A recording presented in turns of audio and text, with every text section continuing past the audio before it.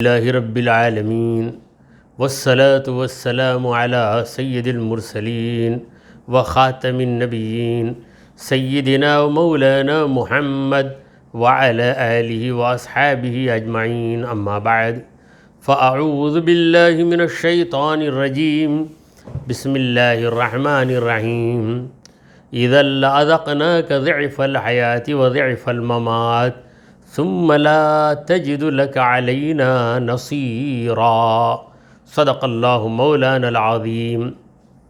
حاضرین محفل اور معزز ناظرین، السلام علیکم ورحمۃ اللہ وبرکاتہ۔ پروردگار دو عالم جل شانہ کی ہم پر بے پناہ مہربانی ہے کہ اس نے ہمیں آقائے نامدار احمد مختار مدنی تاجدار دونوں جہاں کے سردار حضرت محمد مصطفیٰ رسول خدا صلی اللہ تعالی علیہ وآلہ وسلم کی بابرکت امت میں پیدا فرمایا۔ معزز سامعین، جس آیت مبارکہ کی میں نے تلاوت کی ہے وہ سورہ بنی اسرائیل کی 75ویں آیت ہے، آیت نمبر 75۔ تو اس آیت کا ربط اگلی آیت سے ہے۔ اگلی آیت میں پروردگار عالم نے ارشاد فرمایا کہ وَلَوْلَا أَن ثَبَّتْنَاكَ لَقَدْ كِدتَّ تَرْكَنُ إِلَيْهِمْ شَيْئًا قَلِيلًا، یعنی اے میرے مصطفیٰ، کافروں کے مکر و فریب سے ہم نے آپ کو بچایا اور آپ کو ثابت قدم رکھا۔ اگر ہم ثابت قدم نہ رکھتے تو آپ کچھ ان کی طرف مائل ہو جاتے، تھوڑا سا مائل ہو جاتے، تو ہم نے آپ کو مائل ہونے ہی نہیں دیا، تو آپ کیسے مائل ہوں گے؟ کیونکہ اللہ تبارک و تعالی اپنے بندوں پہ مہربان ہے، تو سب سے زیادہ مہربان اپنے مصطفیٰ پر ہے۔ وہ کس طرح اپنے محبوب کو دشمن کے جال میں پھنسنے دے گا؟ اس نے اپنے محبوب کو بچانے کا وعدہ کیا، واللہ یعصمک من الناس، اللہ آپ کو بچائے گا لوگوں سے، یعنی لوگوں کے حملوں سے بچائے گا، لوگوں کے مکر و فریب سے بچائے گا۔ پھر پروردگار نے کہا اگر آپ ان کی طرف مائل ہو جاتے، ذرہ برابر بھی مائل ہو جاتے، اِذًا لَأَذَقْنَاكَ، تب ہم ضرور آپ کو چکاتے، ضعف الحیاتی، زندگی میں دگنا، وضعف المماتی، مرنے کے بعد دگنا، ثم لا تجد لك علینا نصیرا، پھر اے مصطفیٰ آپ ہمارے خلاف آپ کا کوئی مددگار نہیں پاتے۔ دیکھیے یہاں پر انداز گفتگو ایک مالک اور مملوک کے درمیان، رب اور عبد کے درمیان، سرکار دو عالم صلی اللہ علیہ وسلم ہمارے سرور ہیں، ہمارے آقا ہیں، مولا تعالیٰ کے بندے ہیں۔ پروردگار عالم اپنے بندے سے خطاب فرما رہا ہے اپنی شان کے مطابق کہ اے میرے مصطفیٰ، اگر آپ مائل ہو جاتے، مگر مائل ہونا تو ممتنع بالذات ہے، اس لیے ممتنع بالذات ہے کہ خدا کی عصمت کے ہوتے ہوئے مصطفیٰ کا مائل ہونا ناممکن ہے۔ خدا بچائے بندہ نہ بچے، یہ کیسے ہو سکتا ہے؟ تو یہ ممتنع بالذات ہے، بفرض محال، بفرض محال، یعنی اس چیز کو ہونا ہی نہیں ہے۔ اگر ہو جائے، فرض کرو کہ ہو جائے تو کیا ہوتا؟ اے مصطفیٰ، اگر آپ کچھ بھی مائل ہوتے کافروں کی طرف یا کافروں کی بات کی طرف، وہ کافروں کی بات کیا تھی کہ آپ اپنی طرف سے ہم کو راضی کرنے کے لیے کوئی بات پیش کیجئے، پھر یہ کہہ دیجئے کہ اللہ نے یہ بات مجھ پر نازل کی۔ یہ کتنا بڑا جرم ہے، اور ایسے جرم کی امید نالائق کافروں نے محمد مصطفیٰ صلی اللہ علیہ وسلم سے رکھی، حضور سے رکھی۔ جیسے کوئی متقی عالم دین کے پاس جائے اور اس سے کہے کہ دیکھو ایسا فتویٰ دے دو، ایسا فتویٰ دے دو کہ گرمی کی وجہ سے روزہ مغرب کے بجائے جو ہی عصر کا وقت لگ جائے افطار کر سکتے ہیں، ایسا آپ فتویٰ دے دو۔ اگر آپ فتویٰ دے دیں گے تو ہم آپ کو بڑا عہدہ دیں گے، آپ کے لیے بڑا وظیفہ جاری کر دیں گے۔ تو اس طرح اگر کسی متقی عالم دین سے کوئی کہے تو پھر کیا متقی عالم دین اس انسان کی بات مان سکتا ہے؟ وہ کہے گا کہ یہ ایک عہدہ کیا 1000 عہدے دے دے، پوری دنیا کو میرے قدموں پہ ڈال دے، تب بھی میں ایسا کام کر نہیں سکتا، اگر تو میری جان بھی لے لے گا تب بھی میں یہ کام نہیں کروں گا۔ تو ایک متقی عالم دین تو نبی کا غلام ہوتا ہے۔ جب غلام کے اندر اس درجے استقامت میں کمال ہے تو پیارے مصطفیٰ صلی اللہ علیہ وسلم کے کمال استقامت کا کون اندازہ کر سکتے ہیں؟ مگر فرض محال اگر ایسا ہوتا تو اے نبی آپ ہمارے بندے ہیں، اگر یہ جرم جو کبھی آپ سے سرزد ہونے والا نہیں ہے اگر ہو جاتا، یعنی آپ کافروں کی بات کو کچھ بھی مان لیتے تو ہم آپ کو عذاب چکاتے، اور وہ بھی کیسا؟ ضعف الحیاتی، دنیا میں دگنا عذاب، کیونکہ آپ نبی ہیں اور نبی سے ایسی غلطی ہو جائے تو جس طرح نبی دگنے فضل کا مستحق ہے اسے دگنا عذاب دیا جائے گا۔ مگر یہ ساری باتیں کیا ہیں؟ واقع نہیں ہیں، یعنی ہونے والی نہیں ہیں۔ They are not going to occur, یہ ہونے والی نہیں ہیں، یہ بفرض محال، یعنی ایک امپاسبل کو امیجن کر کے بات ہو رہی ہے۔ یہ چیز جو محال ہے، ہونے والی نہیں ہے، اگر ہو جائے تو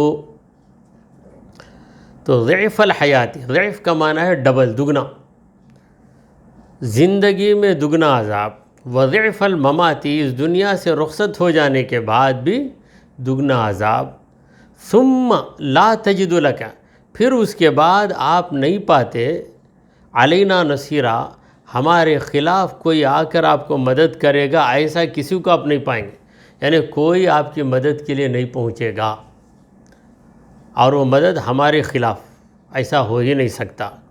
تو اس میں خطاب نبی کریم صلی اللہ علیہ وسلم کو ہے، مگر اس خطاب کے ذریعے پروردگار عالم پوری امت کو یہ پیغام دے رہا ہے کہ دیکھو میں نے مصطفیٰ سے یہ خطاب کر کے تم کو آگاہ کر دیا ہے کہ اگر تم میرے قرآن کے اندر کچھ گڑبڑ کرنا چاہو یا گڑبڑ کرو، جو الفاظ قرآن میں نہیں ہیں ان لفظوں کو قرآن میں شامل کر دو تو تم پر ایسا عذاب آئے گا کہ زندگی میں بھی عذاب آئے گا، مرنے کے بعد بھی تم عذاب میں رہو گے۔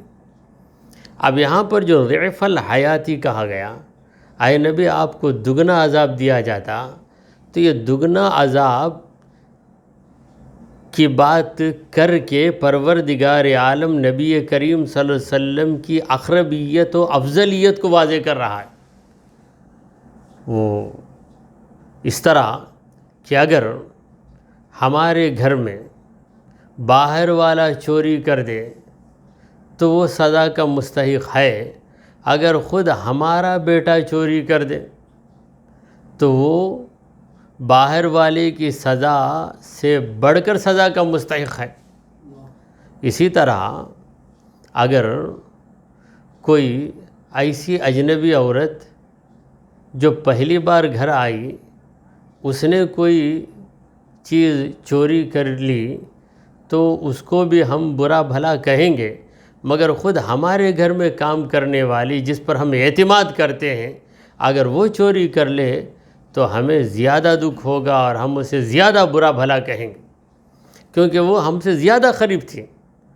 سرکار دو عالم صلی اللہ علیہ وسلم اللہ تبارک و تعالیٰ کے اتنے زیادہ قریب ہیں کہ آپ سے بڑھ کر کوئی قریب نہیں، تو حضور کی اقربیت کی وجہ سے کہا گیا کہ ضعف الحیات، اگر آپ سے یہ جرم ہو جائے تو آپ کو دگنا عذاب دیا جائے گا، کیونکہ آپ ہم سے قریب ترین بندے۔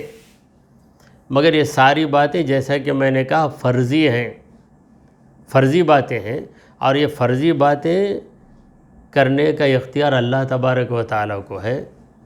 ہم تفسیر کے موقع پر آیت کو سمجھانے کے لیے یہ بات کر رہے ہیں، آیت کو سمجھانے کے لیے، ورنہ کسی مومن کے دل میں یہ خطرہ بھی نہ ہو، دل کے اندر ایک ہلکا سا گمان بھی نہ ہو کہ نبی کریم صلی اللہ علیہ وسلم سے ایسی غلطی سرزد ہوگی، ایسا گمان بھی نہیں آ، کیونکہ حضور اکرم صلی اللہ علیہ وسلم سید المعصومین ہیں، سید العارفین ہیں۔ اللہ کو پہچاننے والا اللہ کی نافرمانی نہیں کرتا، تو اللہ کے پہچاننے والے جتنے عارفین ہیں وہ سب غلامان مصطفیٰ ہیں، اور محمد صلی اللہ علیہ وسلم تو سید العارفین ہیں، تو آپ سے یہ جرم ہوگا، ہو ہی نہیں سکتا۔ تو اسی لیے اللہ تبارک و تعالیٰ نے کہا کہ لولا، یہ جو انداز ہے، یہ جو اسلوب ہے، یا یہ جو حروف ہیں، یہ اسی موقع پر لائے جاتے ہیں جب ایسی بات کی جائے جو بات ہونے والی نہیں ہے۔ اگر ہو جائے تو اب سنیے، پروردگار عالم نے تمام انسانوں کو آگاہ کر دیا کہ یہ اتنا نازک مسئلہ ہے اور یہ جرم اتنا سنگین ہے کہ اگر کوئی یہ جرم کر دے تو پھر اسے کیا سزا ملے گی۔ نبی سے خطاب کر کے سب کو آگاہ کر دیا گیا، سب کو متنبع کر دیا گیا۔ یہ تو رہی نبی کریم صلی اللہ علیہ وسلم کی بات۔ سرکار دو عالم صلی اللہ علیہ وسلم کی ازواج مطہرات، حضور اکرم صلی اللہ علیہ وسلم کی مبارک بیویاں جن کو اللہ نے امہات المومنین کہا ہے، ان کے بارے میں اللہ تعالیٰ کہتا ہے کہ اے نبی کی بیویوں، اگر تم سے غلطی ہو جائے، اگر تم سے غلطی ہو جائے تو تمہیں دگنا عذاب دیا جائے گا، تمہیں دگنا عذاب دیا جائے گا، کیونکہ تم نبی کریم صلی اللہ علیہ وسلم کی محترم بیویاں ہو۔ تو آیت کریمہ ختم ہوئی۔ تو ان آیتوں کے اندر کافروں کی مکاریاں بتائی گئی ہیں، اور کافروں کی مکاریوں کے ساتھ نبی کریم صلی اللہ علیہ وسلم کی معصومیت بھی جتائی گئی ہے کہ حضور اکرم صلی اللہ علیہ وسلم کبھی کسی کے جال میں پھنسنے والے نہیں۔ وہ پھنسانے کی کوشش کرنے والا بھلا کتنا بڑا مکار ہوا کرے، مگر نبی کریم صلی اللہ علیہ وسلم کے پاس اس کی کچھ نہیں چلے گی، کیونکہ حضور اکرم صلی اللہ علیہ وسلم کو اللہ تبارک و تعالیٰ نے ثابت قدم رکھا ہے۔ حضور کی عصمت کی ذمہ داری اللہ نے لی ہے، اور اللہ کا وعدہ ہے واللہ لا یخلف المیعاد، اللہ وعدہ خلافی نہیں کرتا۔ جب اللہ وعدہ خلافی نہیں کرتا تو اس نے وعدہ کر دیا واللہ یعصمک من الناس، اللہ آپ کو لوگوں سے بچائے گا۔ لوگوں سے بچانے کا مطلب کیا ہے؟ لوگوں کے حملوں ہی سے نہیں، لوگوں کے مکر و فریب سے بھی بچائے گا۔ دوسری آیت شروع ہوئی وَإِن كَادُوا لَيَسْتَفِزُّونَكَ مِنَ الْأَرْضِ، اے محبوب یہ کافر بڑی مکاری کر کے اس قدر کوشش میں آگے بڑھ گئے کہ قریب تھا کہ آپ کو اس زمین سے پھسلا دیتے، عرب کی زمین ہی سے پھسلا دیتے، لِيُخْرِجُوكَ مِنْهَا، تاکہ آپ کو اس زمین سے باہر کر دیں۔ مکہ، مدینہ اور دیگر عرب کی بستیاں تو عربستان ہی سے، عرب کے علاقے ہی سے آپ کو نکال دیں، ایسی انہوں نے بڑی کوشش کی، مگر کیسے نکالیں گے؟ اللہ تعالیٰ نے آپ کی قسمت میں مکے سے مدینے کی ہجرت رکھی، اور مدینے کی قسمت میں آپ کا وجود مسعود رکھا، لہٰذا آپ مکے سے مدینہ گئے۔ ورنہ کافروں کی کیا مجال کہ آپ کو مکے سے نکالتے. اللہ نے آپ کو وہاں پہنچانا چاہا اس لیے پہنچایا. اب اگر وہ کوشش کریں کہ مدینے سے بھی آپ کو نکال دیں, پورے عرب سے نکال دیں, تو یہ ان کی کوشش ہی رہے گی جو کبھی پوری ہونے والی نہیں ہے. تو اے مصطفیٰ, یہ کافر آپ کو پھسلانے کے قریب ہو گئے, یعنی کوشش کرتے کرتے اتنے کامیاب ہو گئے کہ 99% کامیاب ہوئے. آخر 99% کامیاب ہو کر 1% باقی رہا تو پھر ناکام ہو گئے. ایک شخص 100 سیڑھیاں چڑھ کر ایک منزل پہ جانا چاہتا ہے, 99 سیڑھیاں چڑھ گیا, 100ویں سیڑھی چڑھنا تھا کہ وہاں سے پھسل کے گرا. تو لوگ کہیں گے کہ اگر چوتھی یا 5ویں سیڑھی میں گر جاتا تو اتنا زخمی بھی نہیں ہوتا, اتنا ریزہ نہیں ہوتا. اب 99 سیڑھیوں کو پار کر کے ایک سیڑھی باقی رہی, پھسل گیا تو اتنا بدترین زخمی ہوا کہ اس کی ہڈی ٹوٹ گئی. تو یہی حال کافروں کا ہے کہ وہ مکاری میں بہت آگے بڑھ جاتے ہیں. آگے بڑھنے کے بعد جب اپنا عزم پورا کرنے لگتے ہیں تو مولا تعالیٰ انہیں ناکام بنا دیتا ہے. کفار مسلمانوں کو برباد کرنے کی کوشش کرتے ہیں اور بظاہر ان کی کوششیں کامیاب نظر آتی ہیں ایک حد تک. پھر اس حد کے بعد اللہ تبارک و تعالیٰ ان کو ایسے توڑتا ہے کہ ان کا ناطقہ بند ہو جاتا ہے, ان کو سانس لینا بھی بھاری ہو جاتا ہے. تو پروردگار عالم نے کہا کہ اے میرے مصطفیٰ, یہ لوگ اس زمین سے آپ کو نکالنے کی خاطر آپ کو پھسلانے لگے. اگر آپ نکل جاتے, آپ تو نکلے نہیں, کیسے نکلیں گے جب مولا تعالیٰ آپ کو وہاں رکھنا چاہتا ہے. اللہ تعالیٰ نے کہا لا اقسم بہذا البلد وانت حل بہذا البلد, اے مصطفیٰ اس شہر کی قسم اس لیے کہ آپ اس شہر میں ہیں. تو آپ کے لیے اللہ نے مکے کو شہر مقرر کیا, پھر مدینے کو شہر مقرر کر دیا, تو آپ نہیں نکلیں گے. اگر آپ نکل جاتے, اگر ایک کافر آپ کو نکال دیتے, یہ بھی بفرض محال. وَإِذًا لَا يَلْبَثُونَ خِلَافَكَ إِلَّا قَلِيلًا, اگر آپ نکل جاتے تو آپ کے نکل جانے کے بعد یہ لوگ بھی زندہ نہیں رہتے. نہ زندہ رہتے, اگر زندہ رہتے تو وہاں رہ نہیں پاتے, وہاں سے ان کو بھی نکل جانا پڑتا. آپ کے بعد خلافک کا مطلب بعدک, آپ کے بعد الا قلیلا, مگر بہت کم مدت رہتے. اگر آپ کو نکال کر وہ مزے سے رہنا چاہتے تو نہیں رہتے. یہی حال ہے ان کافروں کا جو چاہتے ہیں کہ بستی سے مسلمانوں کو نکال دیں, نکال نہیں سکتے. اگر نکال بھی دیں مسلمانوں کو تو کیا وہ قائم رہیں گے؟ ہرگز قائم نہیں رہیں گے. یہ ایک عذاب آئے گا رب کا جو انہیں صفحہ ہستی سے مٹا دے گا. تو اللہ تعالیٰ نے کہا کہ یہ آپ کو نکالنے کی بڑی کوشش کر رہے ہیں اور اس کوشش میں آخری لیول تک پہنچ چکے ہیں, مگر ناکام ہو گئے. اگر وہ کامیاب ہو جاتے تو پھر آپ نکلنے کے بعد وہ لوگ اس زمین میں نہیں رہ پاتے, یا تو مر جاتے یا تنگ آ کر ان کو بھی وہاں سے نکل جانا پڑتا. سنت من قد ارسلنا قبلک من رسلنا, اے مصطفیٰ آپ سے پہلے جن رسولوں کو ہم نے بھیجا ہے ان کے ساتھ بھی ہم نے یہی انداز اختیار کیا. یہی انداز, یعنی کسی بھی پیغمبر کو اس کی قوم نے اس بستی سے نکال دیا تو پیغمبر کے نکلنے کے بعد وہ قوم وہاں اطمینان سے نہیں رہ سکی, اس قوم پہ عذاب آ گیا. جتنے پیغمبر اپنی قوم سے تنگ آ کر اپنا وطن چھوڑ کر نکل جاتے ہیں, پیغمبر تو نکل کر کسی امن والی جگہ پہنچ جاتے ہیں, مگر یہ قوم سمجھتی ہے کہ بھائی ایک ایسا آدمی جو ہمارے خلاف بولتا تھا, جس کے وجہ سے ہم کو آزادی نہیں تھی, جو ہمیں ہر بات پہ ڈانٹتا تھا, وہ نکل گیا. ہم نے اسے اتنا تنگ کیا کہ وہ نکل گیا. اب وہ نکل گیا، اب ہم آزاد ہو گئے، مگر آزاد نہیں رہ سکتے، ان پہ ایسا عذاب آتا کہ پوری قوم برباد ہو جاتی، وہ پیغمبر اس بستی سے باہر چلے جاتے۔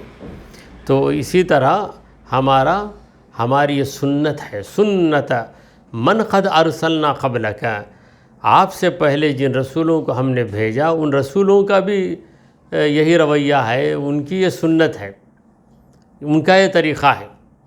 وَلَا تَجِدُ لِلسُّنَّتِنَا تَحْوِيلًا، اے میرے پیارے، ہماری سنت کے اندر آپ تبدیلی نہیں پائیں گے، یہ ہماری سنت ہے۔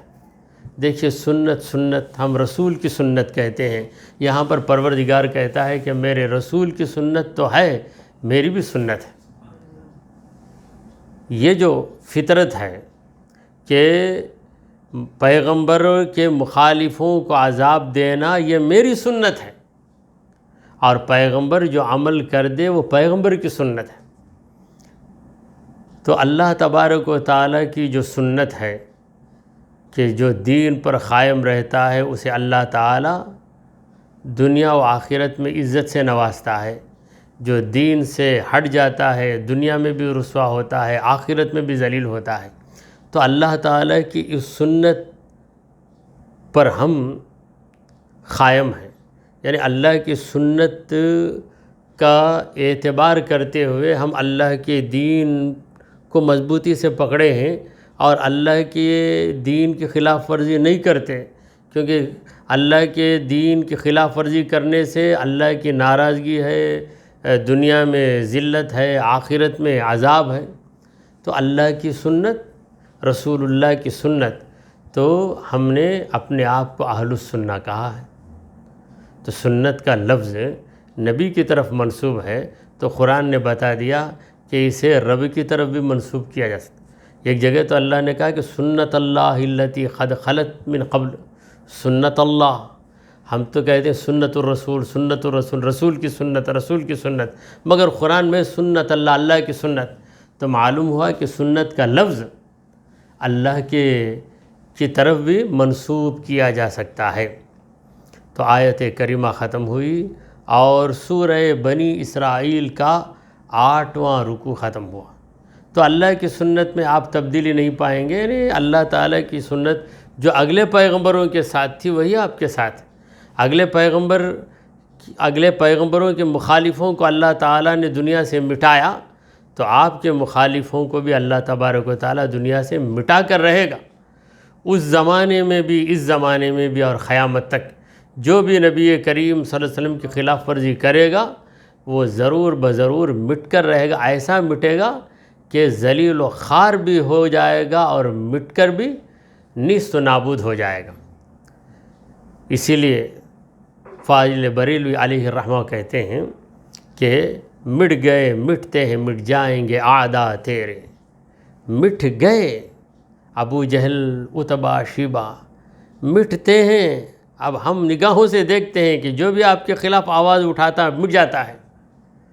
مٹ گئے مٹتے ہیں مٹ جائیں گے اعداء تیرے، یعنی اے مصطفیٰ آپ کے دشمن، نہ مٹا ہے نہ مٹے گا کبھی چرچا تیرا، آپ کا چرچا تو جاری و ساری رہے گا۔ قرآن پڑھنے والا قرآن پڑھے گا، آپ کا چرچا کرے گا، حدیث پڑھنے والا حدیث پڑھے گا، آپ کا چرچا کرے گا، جمعہ کے موقع پہ خطبہ دینے والا خطبہ دے گا، آپ کا چرچا کرے گا، وہ جمعہ کا خطبہ رہے، عید کا خطبہ رہے، نماز استسقاء کا خطبہ رہے، یا نکاح کا خطبہ رہے، ہر خطبے میں آپ کا چرچا رہے گا، اذانوں میں آپ کا چرچا رہے گا، اور اذانوں میں آپ کا چرچا ہے، اقامت میں آپ کا چرچا ہے، نماز کے اندر اللہ کی عبادت میں آپ کا چرچا، اس طرح کہ آپ پر سلام عرض کیا جاتا ہے نماز کے اندر۔ بہرحال آپ کا ذکر خیر کبھی مٹایا نہیں جا سکتا۔ کیسے مٹایا جائے گا؟ جبکہ اللہ نے کہا وَرَفَعْنَا لَكَ ذِكْرَكَ، اے محبوب ہم نے آپ کے ذکر کو بلند کر دیا۔ وَرَفَعْنَا لَكَ ذِكْرَكَ کا ہے سایہ تجھ پر، بول بالا ہے تیرا، ذکر ہے اونچا تیرا۔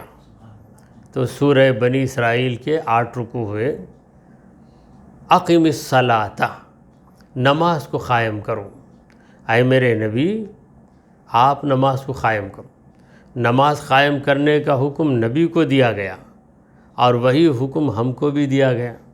ہم سے کہا گیا اقیم الصلاۃ، نماز قائم کرو، جمع کا صیغہ، اقیم الصلاۃ واحد کا صیغہ، خطاب صرف نبی کریم صلی اللہ علیہ وسلم سے ہے۔ تو نماز ایک ایسی عبادت ہے جو امت پہ بھی فرض ہے، نبی پہ بھی فرض ہے۔ اقیم الصلاۃ، نماز کو قائم کیجیے۔ قرآن مجید کے اس انداز کلام پہ، اسٹائل آف پریزنٹیشن پہ، اسلوب پہ غور کیجیے۔ کہیں اللہ نے یہ نہیں کہا کہ نماز پڑھو۔ نماز پڑھو کے لیے لفظ ہے صلی، صلی کا معنی نماز پڑھ، مگر اللہ نے ہر جگہ کہا اقیم الصلاۃ، نماز قائم کر۔ یعنی نماز ایسی چیز ہے جسے یہ ایک بار پڑھ کر چھٹی نہیں مل سکتی، اسے قائم رکھنا ہے۔ جس طرح غذا کو قائم رکھنا ہے، بھائی پانی پی لو، تو ایک دن پانی پی لیا، پھر اس کے بعد زندگی بھر پیے بغیر رہ سکتا ہے؟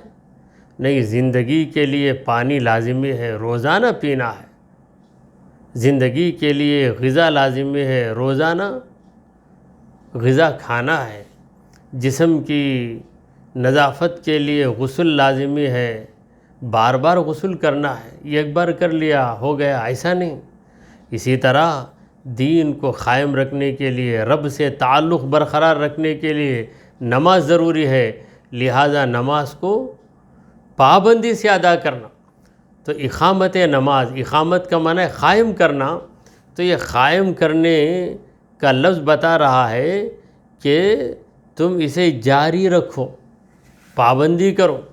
اقیم الصلاۃ، نماز کو قائم کرو، لدلوک الشمس، سورج کے ڈھل جانے کے بعد، دلوک ڈھل جانا، لدلوک الشمس، سورج کے ڈھلنے کے وقت کا مطلب سورج جب ڈھل جائے تو کس نماز کا وقت شروع ہوتا ہے؟ ظہر کی نماز کا وقت شروع ہوتا ہے۔ تو اس وقت سے نماز قائم کرو۔ الی غسق اللیل، رات کا اندھیرا آنے تک، رات کا اندھیرا یعنی عشاء کا وقت آ گیا۔ مغرب کے بھی رات ہی میں ادا کی جاتی ہے، مغرب کی بنسبت عشاء کے وقت میں اندھیرا اور زیادہ ہو جاتا ہے، کیونکہ شفق احمر بھی غائب ہو جاتا ہے۔ شفق احمر، شفق احمر کے بعد عشاء کا وقت شروع ہوتا ہے۔ تو رات کا اندھیرا، تو رات کا اندھیرا تو اس میں عشاء کی نماز آ گئی، ظہر، عصر، مغرب، عشاء، 4 نمازوں کا تذکرہ ہو گیا۔ اب بچی ایک نماز، وہ ہے فجر کی نماز، لہٰذا کہا وقرآن الفجر، اور فجر کا قرآن، یعنی فجر کی نماز میں قرآن پڑھنا۔ قرات، قرآن بمعنی قرات ہے۔